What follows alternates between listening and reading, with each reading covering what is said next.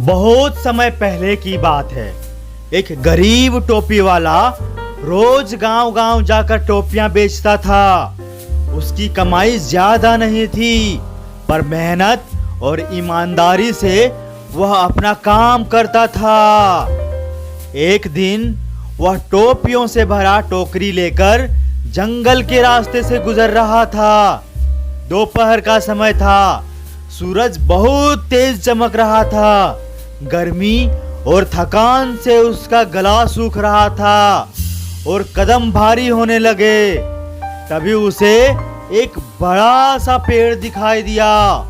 उसने सोचा, चलो थोड़ी देर आराम कर लेता हूँ। वह पेड़ की ठंडी छाया में बैठ गया और टोकरी बगल में रखकर गहरी नींद में सो गया। लेकिन यह जंगल शरारती बंदरों से भरा था। जैसे ही बंदरों ने उस टोकरी को देखा, वे चुपके नीचे उतरे और सारी टोपियां उठाकर अपने सिर पर पहन ली। कोई लाल टोपी पहनकर इठलाने लगा, कोई हरा टोपी का राजा जैसे बनने लगा, तो कोई नाच नाच कर मजे करने लगा। पूरा जंगल जैसे हंसी ठिठोली से गूंज उठा। कुछ देर बाद टोपी वाला जागा। उसने देखा कि टोकरी खाली है। अरे, मेरी टोपियां कहाँ गई? वह घबराकर इधर उधर देखने लगा। तभी ऊपर से बंदरों की हंसी सुनाई दी।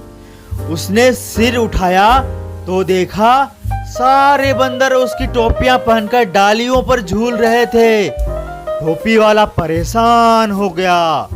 उसने बहुत सोचा कि अपनी टोपियां कैसे वापस पाएं। तभी उसे बंदरों की नकल करने की याद आई।